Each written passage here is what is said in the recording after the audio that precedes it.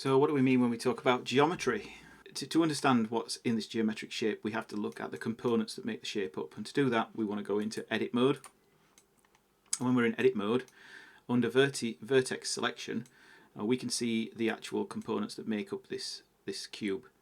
They're connected together. We can see that Blender tells us they're connected together with a little bit of a sort of a faded trail of selection. So if I select these two, you can see that these are connected. Let me just go into wireframe to make it a little bit easier, and you can see that they're heading towards the other vertexes, so it's showing you some connections in there.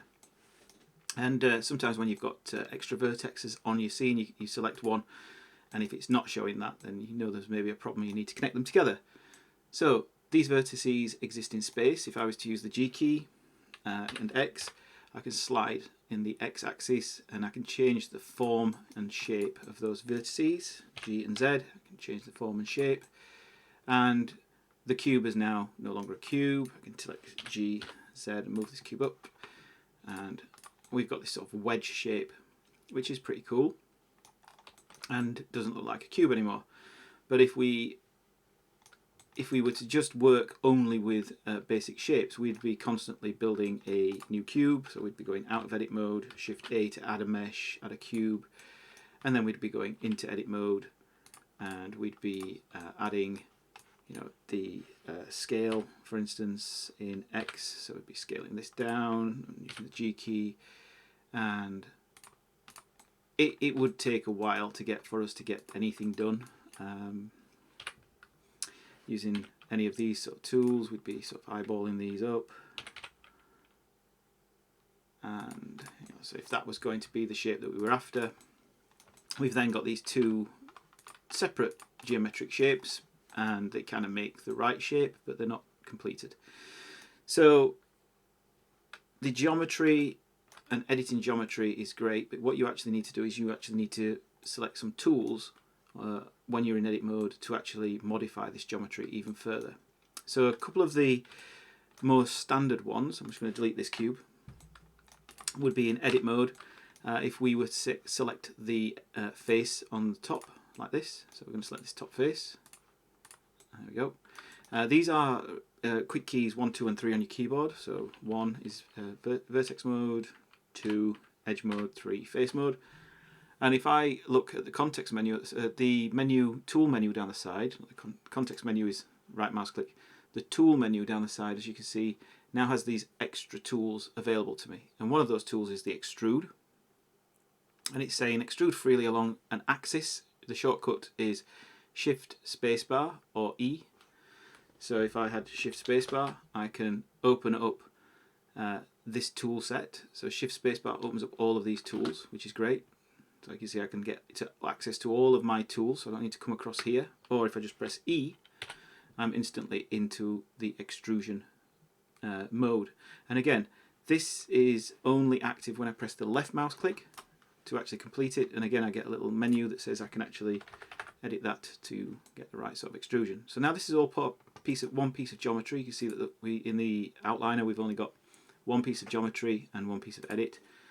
So this hierarchy is clean. We might want to then add a bevel onto this. So again, there's a bevel function which is here, and we could use the Shift spacebar to bring that bevel function up. There it is. Or we can just press, as you can see, Control B. So Control B, and then drag, and that gives us our bevel option. While we're in this mode, if we actually roll the middle mouse, we can actually change the number of steps that are in between each of those bevels, and that's seen here as segments. So you can change these segments, which is pretty cool. And you can also change the width of that bevel, so how much that bevel will interact. There's quite a lot we can do with bevel, and I don't want to go into too much at the moment, but just looking at these bits is pretty much what you want to be doing for now. So that's a bevel. We could add bevels onto bevels. So if we went into edge mode, we could select the edges. If I press the Alt key, so I've selected the top part of that, the Control key, and if I want to connect this line, so by using Control, I select between the points, so it's the selection between the points. It's picking the shortest path for that. and I could do that all the way around, so using Shift and then Control, Shift and then Control, and Shift and then Control. The reason I haven't used the Alt selection mode is because I would have selected these bits at the bottom. I'm not wanting to select them just yet. If I went Control B and then drag, I can actually then create another bevel that goes all the way down. And one of the things I've found is Blender is pretty good at working out where geometry needs to be. Now, one of the things that you need to, or for me, that you need to try and always do is always try to keep at least 3 or 4 sided polygons. So this polygon now is not 3 or 4 sided, it is what's called an n-gon. So we've got 1, 2, 3, 4, 5 sides. So for me, this is where we're going, and we would select these 2 points, these 2 vertexes, and I'd press the J key, and that creates a join between those two, an edge join. And J, and then go around again, and J. And all that's done is that's just given me a quad sets of polygons, which will make my life a little bit easier. So something to always keep in mind, and also we've got this these bevels. These bevels we might want to take down to say the middle point. So if I was to select these 2 edges and I press G and I want to snap this to the edge here, I can press G twice and I can just slide that along that that edge. So again, that's another useful tool, and the reason we do it like this is because it works on any tangent. So if I do the same here, G, I can slide this down. There we go. So that helps us create, if we look, it helps us create these smooth edges. But we're looking at this object, I've gone into object mode and it's not smooth. What we're seeing is all these facets, all the different vertexes, edges and faces are all showing as hard edges. And to do that, to get around that, what I'm going to do is I'm going to right mouse click, which is into the context menu, and just click Shade Smooth. And then what we get is we get Blender trying to actually smooth shade everything. So it's trying to make this into a totally smooth shaded normals and everything else. And that's because we haven't clamped some of the normal angles. And the quick way to do that is to turn on in the data properties under normals auto smoothing, which will then work out which angles you need to keep. And we do have some issues because some of the angles are either above or beyond the 30 degrees. So if I drop this down to say, let's drop this down to say 29, it should just be enough to give us the smoothish edges. We maybe need to be a little bit more smooth on this one. So it might be 29. It's probably going to be a 30-degree angle, that one, or something. There we go, 35. We might need to then go in and do some angles, sort some angles out underneath that would help us a little bit more. But you can see we're starting to get this smooth angling edge on the top here.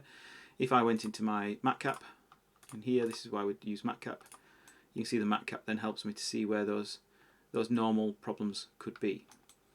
And because we've now changed this to quads, if I go back to edit mode, I could actually select these faces here. So let's go back to edit mode, go into face mode, let's select this face, and I'm going to use the I key. So if I just use shift and spacebar, shift spacebar, you can see that the shift spacebar, the I key is inset faces. So that's what I want to do, is I can use the inset face tool, just here, so just drag this in, and that creates this inset, even inset, and then I could use maybe the E key. But what I want to use is the E key, which is the extrude option.